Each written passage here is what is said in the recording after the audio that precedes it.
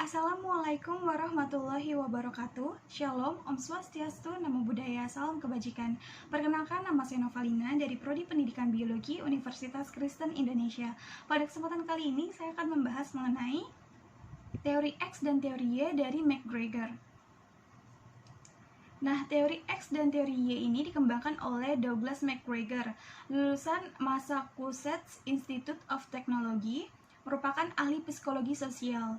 Semasa hidupnya, McGregor ini melakukan penelitian dalam bidang psikologi dan menghasilkan teori motivasi yang terkenal, yakni teori X dan teori Y, yang juga ditulis dalam bukunya yang berjudul The Human Side of Enterprise. Nah, teman-teman bisa lihat di sebelah kanan sini itu ada buku dari McGregor itu sendiri. Nah, McGregor ini pada dasarnya itu mengemukakan bahwa kedua teori ini merupakan cara mengatur pegawainya. Yang pertama adalah cara otoriter dan yang kedua adalah cara partisipatif. Nah, dalam teorinya ini juga Douglas McGregor ini tuh menjelaskan bahwa seseorang itu memimpin stafnya itu bisa dipengaruhi dari apa yang dia pikirkan gitu, terutama tentang apa yang memotivasi para stafnya ini untuk bekerja. Nah, Douglas McGregor ini membaginya ke dalam dua kategori, yaitu teori X dan teori Y. Nah, kita masuk dalam teori X. Menurut Gregor, ciri-ciri organisasi tradisional pada dasarnya itu bertolak dari asumsi mengenai sifat dan motivasi manusia. Nah, di sini Gregor ini mengungkapkan bahwa teori X itu menganggap sebagian besar manusia lebih suka diperintah dan tidak tertarik akan rasa tanggung jawab, serta masih bersifat anak-anak. Nah, orang-orang yang tergolong dari teori X pada hakikatnya itu tidak suka bekerja, berkemampuan kecil untuk mengatasi masalah-masalah organisasi, dan hanya membutuhkan motivasi psikologis saja. Nah, oleh karena itu perlu diawasi secara ketat. Contoh individu dengan teori X ini yaitu pekerja bangunan. Teman-teman bisa lihat di sini teori X dikenal dengan carrot and stick. Apa sih carrot and stick itu? Nah, maksudnya di sini itu adalah bahwa teori X itu seperti keledai, teman-teman. Nah, keledai itu kalau mau maju dia harus dikasih carrot kan ya, atau wortel. Lalu bagian belakangnya itu harus dipukul dengan stick gitu. Jadi harus diawasi secara ketat seperti itu, teman-teman. Nah, karena teori X ini memiliki kelemahannya, teman-teman, maka dari itu Gregor ini memberi alternatif, yaitu teori Y. Nah, teori ini menganggap manusia suka bekerja, dapat mengontrol diri sendiri, dan mempunyai kemampuan untuk beraktivitas. Oleh karena itu, orang macam ini tidak perlu diawasi secara ketat.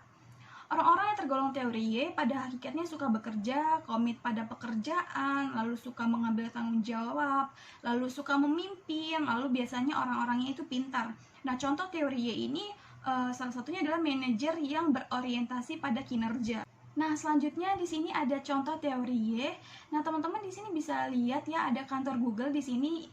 Di dalamnya itu ada tenis meja, lalu ada football, lalu ada tempat-tempat bermain, tempat musik ya.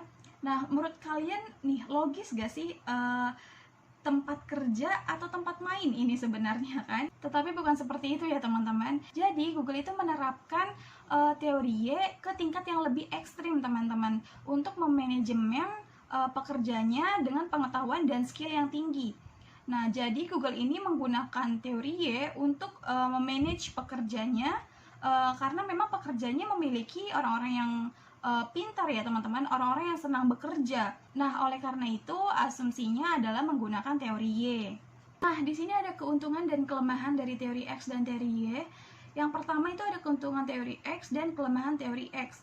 Keuntungannya apa aja sih? Nah, keuntungannya itu ada karyawan bekerja untuk memaksimalkan kebutuhan pribadi.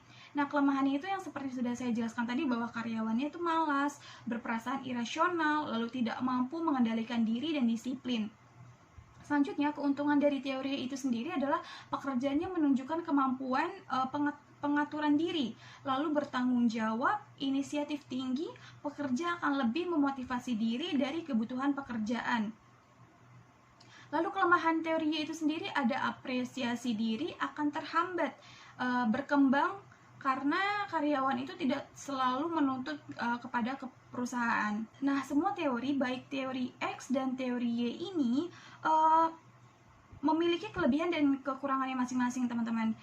Karena Memang setiap teori itu memiliki tantangannya tersendiri ya teman-teman. Nah, kita sebagai seorang pemimpin, kita lah yang harus tahu gitu, metode apa sih yang terbaik yang harus kita aplikasikan pada organisasi kita gitu. Nah, seperti yang gambar sebelah kanan ini, nah di sini ada teori X dan ada teori Y ya teman-teman. Nah, di mana teori X itu menolak pekerjaan teman-teman, di mana teori X ini berasumsi bahwa manusia itu menghindari pekerjaan dan mempunyai pengetahuan yang terbatas.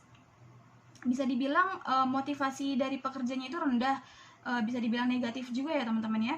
Dan di sebelah kanannya ada teori Y, di mana dia itu menerima pekerjaan gitu. Di mana juga teori Y ini berasumsi bahwa manusia itu menyukai pekerjaannya dan mempunyai pengetahuan yang lebih cukup gitu. Maka dari itu motivasi dari pekerjanya pun tinggi dan kita bisa bilang ini adalah suatu hal yang positif seperti itu. Nah, selanjutnya adalah kesimpulan. Dari deskripsi di atas, kita bisa ambil kesimpulan sementara bahwa sebuah organisasi akan diisi dengan pekerja yang penuh semangat, berdedikasi tinggi seperti berperilaku teori Y. Jika organisasi tersebut itu berhasil memenuhi kebutuhan fisiologis, rasa aman, rasa kasih sayang, merasa dihargai, dan aktualisasi diri dari seluruh pekerja. Di sisi lain, pekerja yang berperilaku Y tidak lagi menuntut pemenuhan kebutuhan fisiologis atau rasa aman. Seperti itu teman-teman. Semoga materi ini bermanfaat untuk kalian. Kurangnya saya mohon maaf. Terima kasih.